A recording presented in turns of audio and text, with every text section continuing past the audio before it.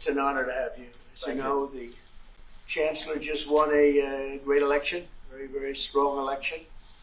Very respected man. I can tell you, we've been on the phone many times talking about some of the problems of the world outside of Germany. And it's very sad what's going on. We both feel that way.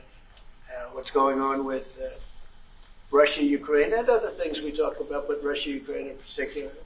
I'd like to see it end, and maybe it'll end, but we get some news there'll be some fighting.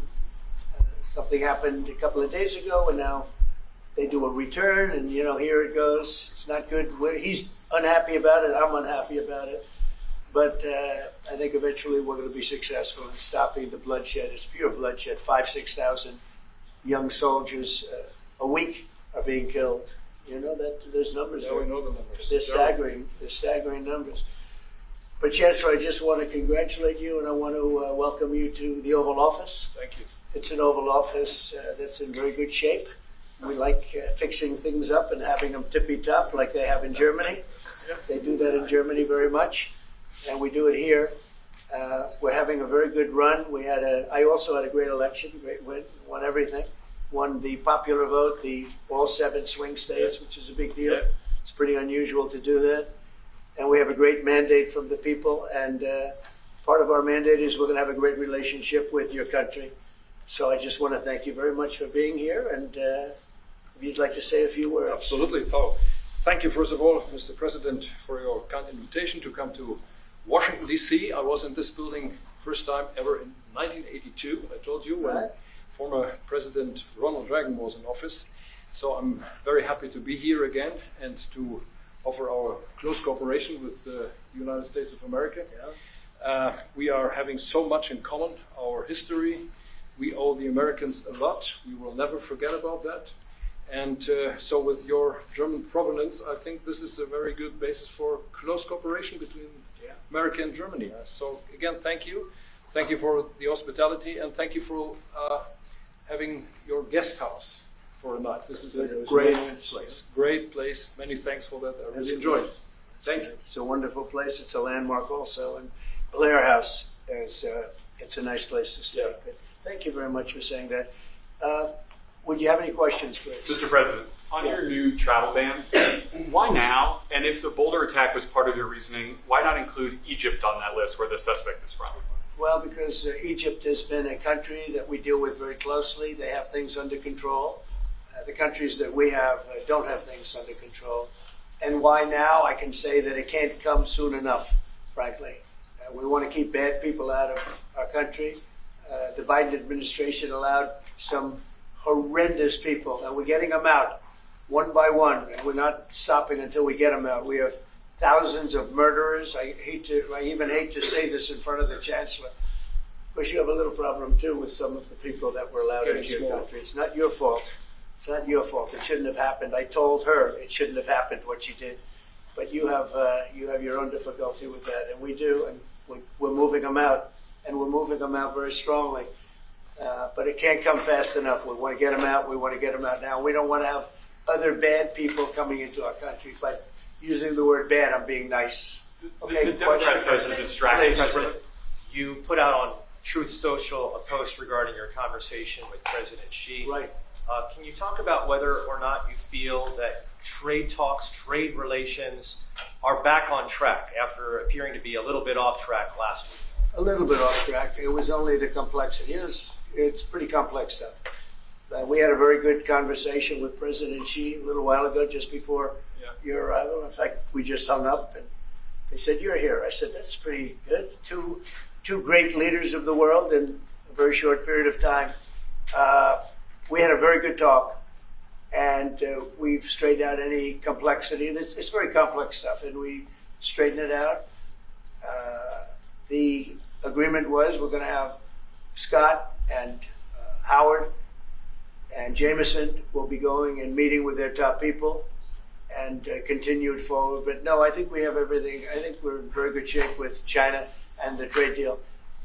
We have a deal with China, as you know, but we were straightening out some of the points, having to do mostly with rare earth, magnets, and some other things. So those reduced trade tariff rates, they remain in effect?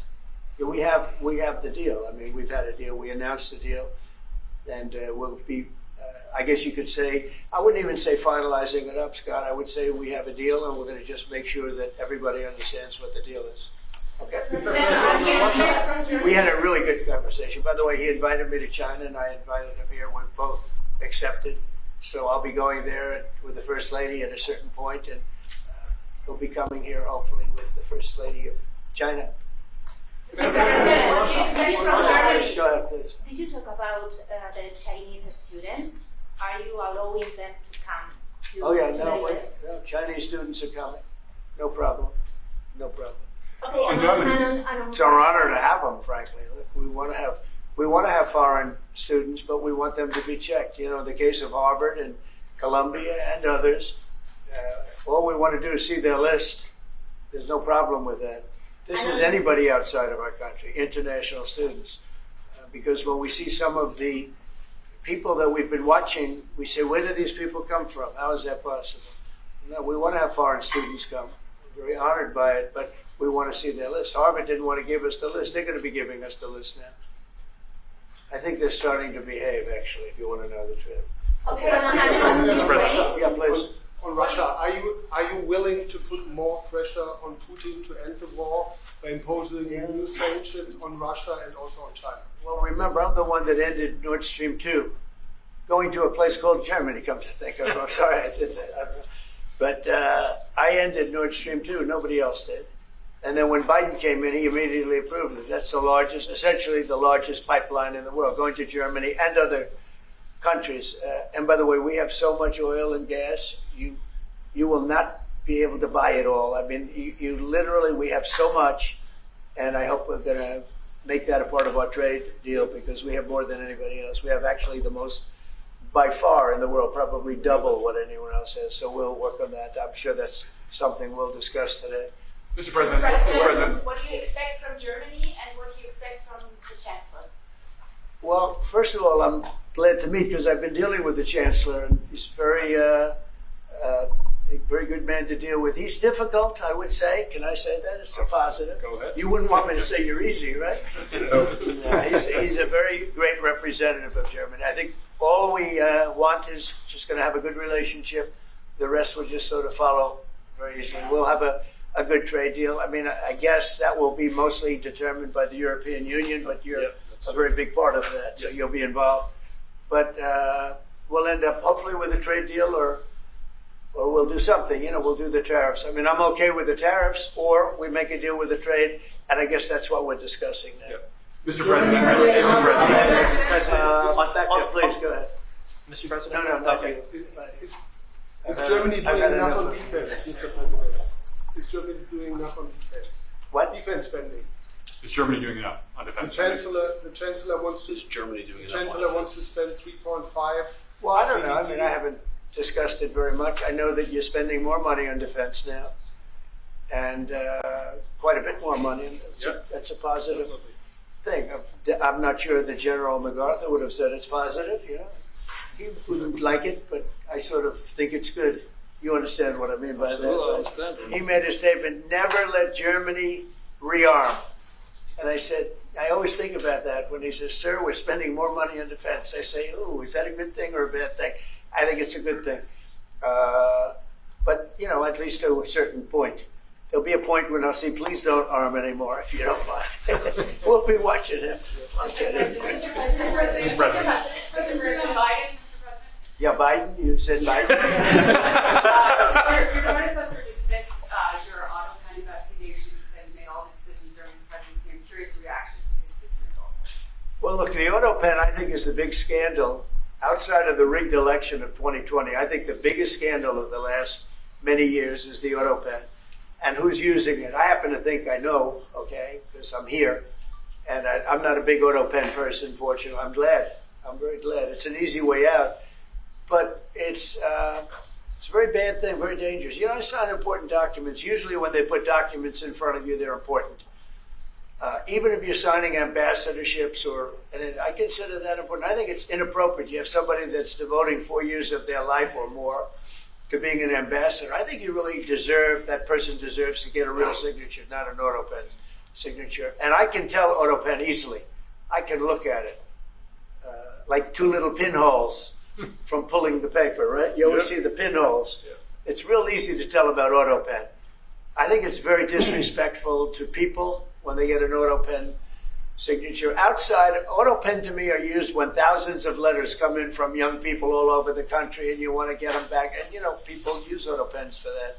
To send a little signature at the bottom of a letter. We have thousands of them. We get thousands of letters a week.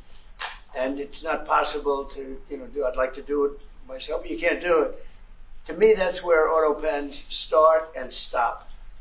But I'm sure that he didn't know many of the things. Look, he was never for open borders. He was never for transgender for everybody. He was never for men playing in women's sports. I mean, he changed. I mean, all of these things that changed so radically. I don't think he had any idea that what was, frankly, I said it during the debate and I say it now, he didn't have much of an idea what was going on. Mr. President, He shouldn't be, I mean, essentially, whoever used the Autopen was the president. And that is wrong, it's illegal, it's so bad, and it's so disrespectful to our country. Mr. President, Mr. President, will you lead the troops in Germany? And if I may ask a question to the Chancellor to answer in German for the German audience, how has your first encounter been? The answer is yes. We'll talk about that. But if they'd like to have them there, we have a lot of them, about 45,000. It's a lot of troops. It's a city when you think of it. That's good economic development. They're highly paid troops, and they spend a lot of money in Germany. But the relationship with Germany is very important. Yeah, we'll be doing that. No problem. May I say a few words in German? Yes, please. So, danke für die Frage. Wir sind hier im Weißen Haus und ich bedanke mich beim Präsidenten für den sehr freundlichen Empfang im Oval Office in diesem weltweit bekannten Raum. Ich freue mich sehr, hier zu sein und wir bereiten eine Vertiefung unserer Zusammenarbeit vor. Ich freue mich sehr darüber. Mr. President, you've made Mr. President, Do you speak English because you speak such good English? Is it as good as your German, would you say? No, do you it's feel not more my comfortable? mother tongue. No, it's not my mother tongue, but I try to understand almost everything and very to good. speak as good as I can. Very good. It's Mr. President, you've made it's an achievement, actually. Mr. President, Mr. President, can I the follow up on the criticism that I've Autopen? seen Yeah, regarding, thank you, Mr. President. The criticism that I've seen, and I'm sure you've seen, regarding Elon Musk and your big, beautiful bill. What's your reaction to that? Do you think it in any way hurts passage in the Senate, which is, of course, what is you're seeking? Well, look, I've always liked Elon, and it's always very surprised. You saw the words he had for me, and he hasn't said anything about me that's bad. I'd rather have him criticize me than the bill, because the bill is incredible. It's the biggest cut in the history of our country. We've never cut. It's about 1.6 trillion in cuts. It's the biggest tax cut. You would say, people's taxes will go way down, but it's the biggest tax cut in history. It's we are doing things in that bill that are unbelievable. And when you look at what we're doing for small businesses, for people, for middle-income people, all of the things that we're doing, nobody's ever seen anything like it. And, Elon's upset because we took the EV mandate, and which was a lot of money for electric vehicles. And, they're having a hard time, the electric vehicles. And they want us to pay billions of dollars in subsidy. And, Elon knew this from the beginning. He knew it for a long time ago. That's been in there. That's been, I would say, JD, that hasn't changed. That's been right from the beginning. Mr. Secretary, that hasn't changed at all, right from the beginning. But I know that disturbed him. He wanted, and rightfully, he recommended somebody from that he, I guess, knew very well. I'm sure he respected him, but to run NASA. And I didn't think it was appropriate. And he happened to be a Democrat, like totally Democrat. And I say, look, we won. We get certain privileges, and one of the privileges, we don't have to appoint a Democrat. NASA is very important. We have great people. General Kane is going to be picking somebody with our. We'll be checking him out, seeing. But he wanted that person, a certain person, and we said no. And I can understand why he's upset. Remember, he was here for a long time. You saw a man who was very happy when he stood behind the Oval desk. And even with the black eye, I said, "Do you want a little makeup? We'll get you a little makeup." But he said, "No, I don't think so," which is interesting and very nice. He wants to be who he is, so you could make that statement too, I guess. Look, Elon and I had a great relationship. I don't know if we're well anymore. I was surprised because you were here. Everybody in this room practically was here as we had a wonderful send-off. He said wonderful things about me. You couldn't have nicer. Said the best things. He's worn the hat. Trump was right about everything.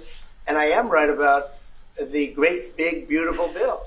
We call it a great, big, beautiful bill because that's what it is. And again, biggest tax cuts in history, biggest economic development moves anywhere. We've never done anything like it.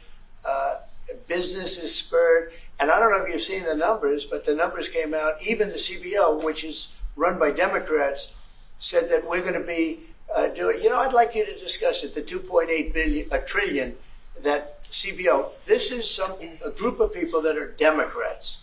They're very hostile to us. They just came out with phenomenal numbers, what it does. You want to mention that, Scott?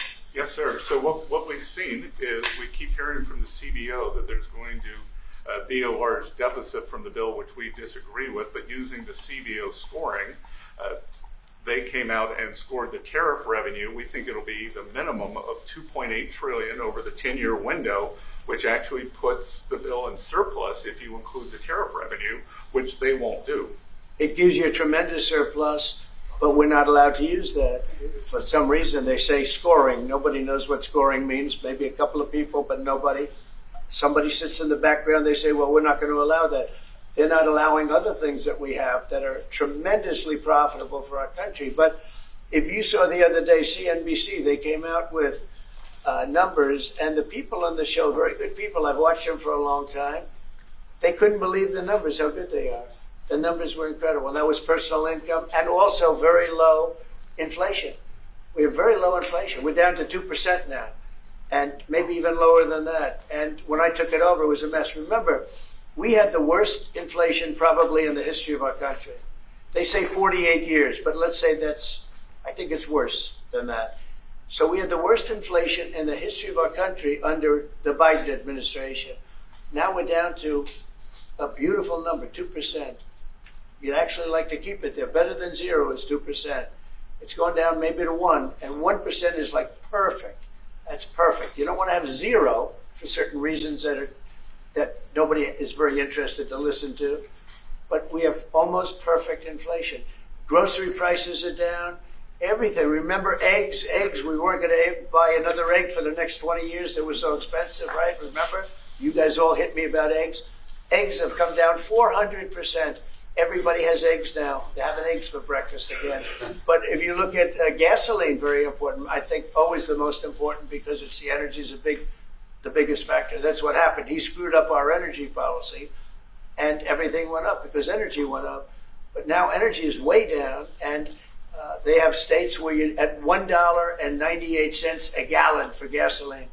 So the costs have come way down, and one of the things I ran on was that. I ran on the border. We have the best border in the history of our country, 99.99%. It was last week, 3 people came in, 2 of them for medical reasons. We let them in because one of them had a heart attack. I think it was a nice thing to do, and one of them had something else. So we've never I had very good numbers for 4 years, but we really topped it. And I want to thank Christie and Tom Homan. They've done a fantastic job. But nobody mentions that anymore. Remember, a few months ago, the border was a total disaster. People were coming in by the hundreds of thousands of people a day, a week, a month. I mean, we had a month, 2 million people came in 1 month. The border was being overrun, and a lot of bad people, criminals, murderers, drug dealers. We had some of the worst people in the world coming in from all over the world. It's totally closed. And you know what? People are coming into our country, but they're coming in legally. So we've done a great job. Elon knew that. Elon endorsed me very strongly. He actually went up and campaigned for me. I think I would have won. Susie would say I would have won Pennsylvania easily anyway, even if the governor ran, the real governor, not the governor from Minnesota, he's a sick puppy, that guy. That poor guy, I feel sorry for him. But they made a bad choice with him. But if you pick Shapiro or anybody else, I spoke to him recently about his house being set on fire, which was terrible. But if they picked him, I would have won Pennsylvania. I won it by a lot. But I'm very disappointed because Elon knew the inner workings of this bill better than almost anybody sitting here, better than you people. He knew everything about it. He had no problem with it. All of a sudden he had a problem. And he only developed the problem when he found out that we're going to have to cut the EV mandate, because that's billions and billions of dollars. And it really is unfair. We want to have cars of all types. Electric, we want to have electric, but we want to have a gasoline, combustion. We want to have different. We want to have hybrids. We want to have all. We want to be able to sell everything. And when that was cut, and Congress wanted to cut it, it became a little bit different. And I can understand that. But he knew every aspect of this bill. He knew it better than almost anybody.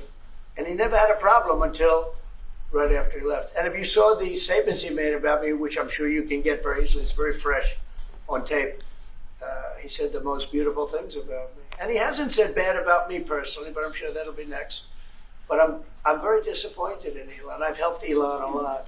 Mr. President, I just want to clarify, did he raise any of these concerns with you privately before he raised them publicly? And this is the guy you put in charge of cutting spending. Should people not take him seriously about spending now? Are you saying this is all sour grapes? No, he worked hard and he did a good job. And I'll be honest, I think he misses the place. I think he got out there and all of a sudden he wasn't in this beautiful Oval Office, and he's got nice offices too. But there's something about this one. I was telling the Chancellor, this is where it is. People come in here, even from Germany. They come in and they walk into the Oval Office, and it's just a special place. It's, World War I, it started and it ended here, and World War II, and so many other things. Everything big comes right from this beautiful space. It's now much more beautiful than it was 6 months ago. A lot of good things are happening in this room. And I'll tell you, he's not the first. People leave my administration and they love us. And then at some point they miss it so badly, and some of them embrace it and some of them actually become hostile. I don't know what it is. It's sort of Trump derangement syndrome, I guess they call it. But we have it with others too. They leave and they wake up in the morning and the glamour's gone. The whole world is different and they become hostile.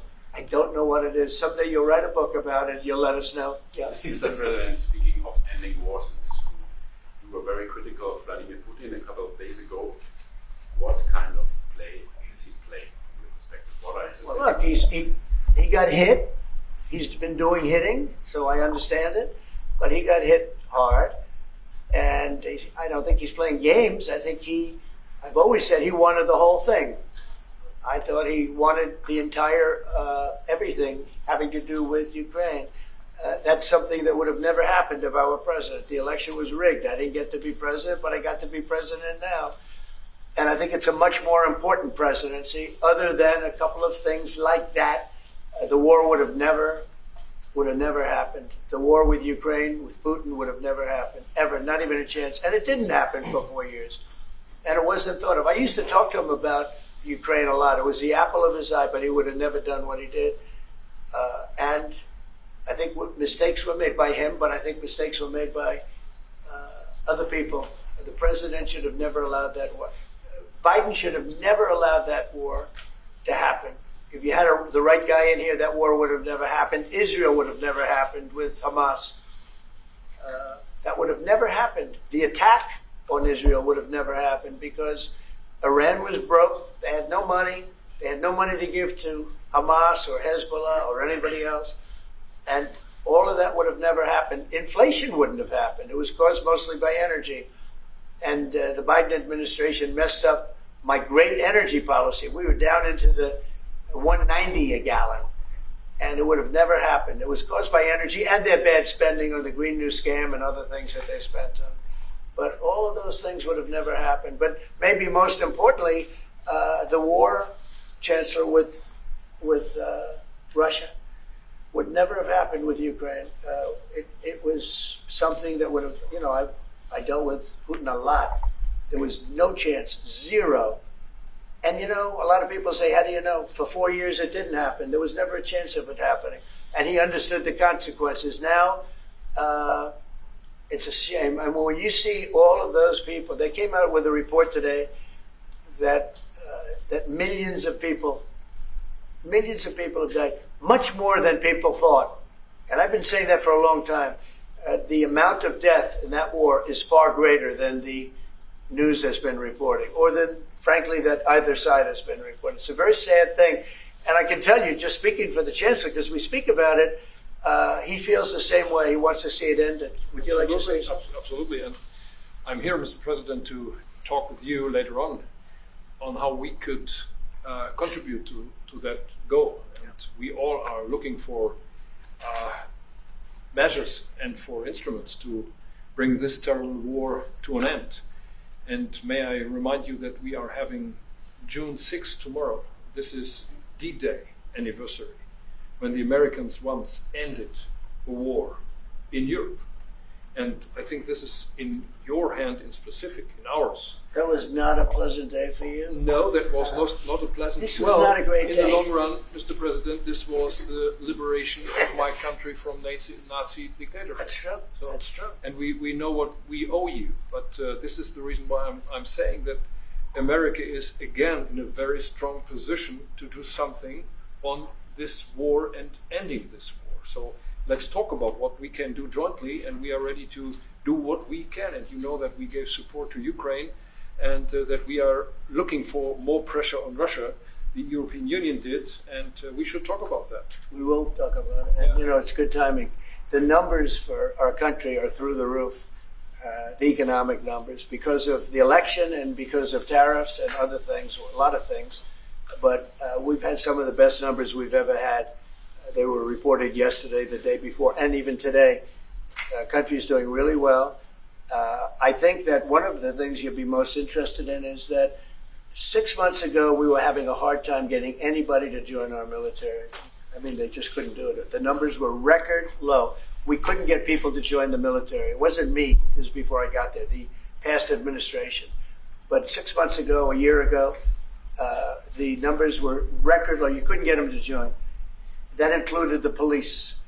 And you couldn't get them to join. Now, we just hit the highest number in the history of our country, we think, but very close, but the highest in the history of our country, recruitment, joining the Army, Navy, Air Force, Marines, Coast Guard, police forces all over the country. What did you do for that? What was the reason? Spirit. They love our country again. You're going to do the same thing. Spirit. Mr. President, We have great spirit is back in our country, and it's very simple. And, you know, it was only, Susie, 6 months ago, right, that you got reports. You're the one that released them, that you couldn't get anybody to join the military, and now we're stopped. Every service now is packed, and we have waiting lists of people trying to get in, as good as we've ever had in the history of our country. So that's an honor. That's a great honor. Mr. President, Mr. President, on the war. You've asked. You've had enough. Go ahead, please. Mr. President, so would you consider to put more sanctions on Russia? Because this discussion is going on now for weeks and months, and you tweeted about it once, but then nothing happens. So yeah, when I see the moment when we're not going to make a deal, when this thing won't stop, is there a deadline? at that for you? moment, yeah, it's in my brain, the deadline. When I see the moment where it's not going to stop, and I'm sure you're going to do the same thing, will be very, very, very tough. And it could be on both countries, to be honest. You know, it takes two to tango. But we're going to be very tough. Whether it's Russia or anybody else, we're going to be very tough. That's a bloodbath that's going on over there. And when I see the moment where I say, well, they're going to just keep fighting. You know, I gave the analogy yesterday when I spoke to President Putin. I had a 2-hour and 15-minute call with him. Sometimes, and this is me speaking maybe in a negative sense, but sometimes you see two young children fighting like crazy. They hate each other and they're fighting in a park. And you try and pull them apart. They don't want to be pulled. Sometimes you're better off letting them fight for a while and then pulling them apart. And I gave that analogy to Putin yesterday. I said, President, maybe you're going to have to keep fighting and suffering a lot because both sides are suffering. before you pull them apart, before they're able to be pulled apart. But it's a pretty known analogy. You have two kids, they fight. Sometimes you let them fight for a little while. You see it in hockey. You see it in sports. The referees let them go for a couple of seconds, let them go for a little while before you pull them apart. And What to do now, maybe, and I said it, and maybe that's a negative because we're saying go, but a lot of bad blood. There's some bad blood between the two. I have to deal with it, and the chancellor has to deal with it. It's incredible. The level of, there's a great hatred between those two men, but between the warring parties. Great hatred. What make you say and believe apparently that there's no immediate peace? What? That there is no immediate peace. There will no. Well, I can't. I'd love to have immediate if I could. But why If I could, but we don't have immediate. You know, it's like I'd love to have that. I'd like it to start right now. We would leave a room if we knew the war could end. We'd say, forget about you guys. Forget about trade, right? Yeah. We'd say, let's go settle it. There's some additional fighting that's going to go on. You know, he attacked, and they attacked pretty harshly. They went deep into Russia, and he actually told me. I mean, I made it very clear. He said we have no choice but to attack based on that, and it's probably not going to be pretty. I don't like it. I said, don't do it. You shouldn't do it. You should stop it. But again, there's a lot of hatred, and you know, I'm very proud of the fact that with India and Pakistan, I was able to stop that. And those are nuclear powers. And that was getting close to being out of hand. And I spoke to some very talented people on both sides, very good people on both sides. And I said, you know, we're dealing with you on trade, Pakistan and India right now. I said, we're not going to deal with you on trade if you're going to go shooting each other and whipping out nuclear weapons that maybe even affect us. Because, you know, that nuclear dust blows across oceans very quickly. It affects us. And I said, if you're going to do that, we're not going to do any trade deals. And you know what? I got that war stopped. Now, I hope we don't go back and we find out that they signed it, but I don't think they will. They were both good. They were well represented. I want to congratulate both countries because, as you know, the leader of India, who's a great guy, was here a few weeks ago. We had some great talks. We're doing a trade deal. And Pakistan, likewise, they have very strong leadership. Some people won't like when I say that, but, you know, it is what it is. And they stopped that war. Now, am I going to get credit? I'm not going to get credit for anything. They don't give me credit for anything. But nobody else could have done it. I stopped it. I was very proud of that. I wish we could do the same thing with Ukraine and Russia. And at some point it'll happen. I believe that. And if it doesn't happen, or if I see somebody's out of line, if Russia's out of line, you'll be amazed how tough. Remember this. They like to say that I'm friends with Russia. I'm not friends with anybody. I'm friends with you. I'm not friends with that. I want the right thing to happen for our country, for everybody, for humanity. But I'm the one that stopped the pipeline. It's called Nord Stream 2. Until I came along, nobody ever heard, not one person in this room ever heard of Nord Stream 2. You probably did, yes, because it went to Germany. He's the only one that heard. This was a mistake. But I stopped him. I stopped it. Yeah, and you've said that openly. Yeah. It was a mistake because, and I used to go with Angela. I'd say, well, wait a minute. We're spending all this money to defend you against Russia, and then you're giving Russia billions of dollars a month. What kind of a deal is that? You know, which was, but you said it better than anybody else. I appreciate it. But I'm the one that stopped it. And that was the biggest economic development job, if you want to call it that, in the history, think of it, in the history of Russia. That was a massive, it's the biggest pipeline in the world. Going to go all over Europe, not only to Germany. You know, they're Germany, but then they were branching off all over to Europe. Nobody ever heard of it. Not one person of you heard of it. And I stopped it. It was dead. And then they say, I'm friends with Putin. I got along with him. He respected me, I respected him. It would have never happened. But I stopped Nord Stream 2. When Biden came in, almost the first week, he approved it. He let it be built. And then they say that I wasn't tough on Russia. Putin said to me, you know, you're not tough on Russia. You stopped the biggest, most important job we've ever done. You stopped it. And Biden came in and he let it be built. And I'll tell you what, I'll never forget the day I had it totally stopped. They weren't building. They gave up on it. They weren't able to. And then Biden came in and he let them build. I couldn't believe it. Okay, one or two questions more, please. Any questions? Any questions for the chancellor? Yes. Go ahead for the chancellor. That would be one. I like his answers much better. Well, would you continue to support Ukraine? Yeah, I'm with Ukraine. We just signed a big deal on rare earth with Ukraine, and we wanted. I want to. You know what? I'm for stopping killing. Really, that's what I'm for. Again, a war that would have never started, should have never started. I want to see the killing stop. We spent $350 billion, much more than Europe, but Europe spent a lot also, and they spent way over $100 billion. Yeah. So you're talking about close to $500 billion went into that whole thing. And it's not even the money, and I know with you too, it's a lot of money, but it's the death that's being caused. We went to the Middle East. I went last week to the Middle East. We took in $5.1 trillion. That's many, many times. That's 30, 40 times, 50 times more than what we're talking about. It's think of that, $5.1 trillion of investment with one trip that lasted 4 days. So it's not the money. It's a little the money, but not the money, the big thing. The big thing is the death. The death of, and really the decimation. You've lost a whole culture. You know, Ukraine had the most beautiful turrets. They call them turrets. Little towers, beautiful towers. The most beautiful in the world. They're all now laying on their side, blown to smithereens. It'll never happen again. They've taken away the culture of a country. They've taken away the heritage of a country. It's a terrible thing. But most importantly, again, is the death. 5,000 plus people a week, soldiers, are being killed. He doesn't want that, and I don't want that. One more. Yeah, please. Mr. President, do you support the Graham bill on putting high tariffs? I have not looked at it, but they'll be guided by me. That's the way it's supposed to be. They're going to be guided by me. No, I haven't looked at it. It's a bill on sanctions, etc.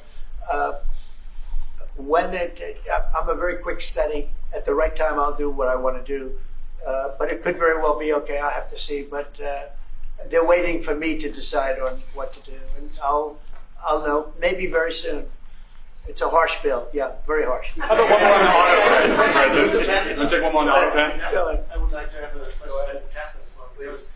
Do you agree with the analogy the President made on the war between Russia and Ukraine as being a fight between two kids? Is that how you view that as well? And what do you actually want the U.S. President to do in this? Well, I think we both agree on this war and how terrible this war is going on, and we are both looking for ways to stop it very soon. And I told the president before we came in that he is the key person in the world who can really do that now by putting pressure on Russia. And we will have this debate later on again, how we can proceed jointly between the Europeans and the Americans. And I think we are all we are having the duty to do something on that now to stop it after 3.5 years, which is really terrible. Look at the kids, the kids which were kidnapped from Ukraine to Russia. This is all terrible. And so we are talking about instruments, measures, what we can do. And my personal view is clear on that. We are on the side of Ukraine, and we are trying to get them stronger and stronger just to make Putin stop this war. And this is our approach. We get satellite pictures of the warfield, Yeah. and you don't even like to look at them, right? It's terrible. So It's really bodies, arms, heads, legs all over the place. You've never seen anything like it. It's so ridiculous. And this is only by Russian weapons against Ukraine. This had never happened with Ukraine weapons against Russia. Never. Ukraine is only targeting military targets, not civilians, not private, not energy infrastructure. So this is the difference, and that's the reason why we are trying to do more on Russia, how to stop this war. Well, in this case, I'm talking about the battlefield, the soldiers on soldiers. But you could also say that too with the cities. Yeah. The cities are being hit also. So it's a terrible, terrible thing, right? One, somebody said AutoPen. Did I hear the word AutoPen? Yeah, I was just curious. Because I think it's the biggest scandal maybe in the last 100 years in this country. So when I hear that word, I think it has to be discussed because the fake news will try and hide it, and we can't do that. That's But what go I'm ahead. asking. Have you uncovered any evidence that anything specific was signed without President Biden's knowledge or by other people in the administration acting illegally? Well, I don't think Biden would know whether or not he signed it. I'm asking if you've uncovered any of that information. No, but I've uncovered, the human mind. I was in a debate with the human mind, and I didn't think he knew what the hell he was doing. So, it's just one of those things, one of those problems. We can't ever allow that to happen to our country. The danger our country was in, and I know some of the people that worked with him, radical left, horrible people. And I could give you the name of some of the people that used the AutoPen because I'm here. And I ask questions about people that were here also. There are a lot of people that were here when that happened, and they're here right now. And they'll answer your question very accurately. But I know some of the people that use that AutoPen, and those are not the people that had the same ideology as Joe Biden. These were radical left lunatics that used that. And they didn't get elected. He didn't get elected either, actually. Thank you very much, everybody. Thank you, guys. Thank you, Dr.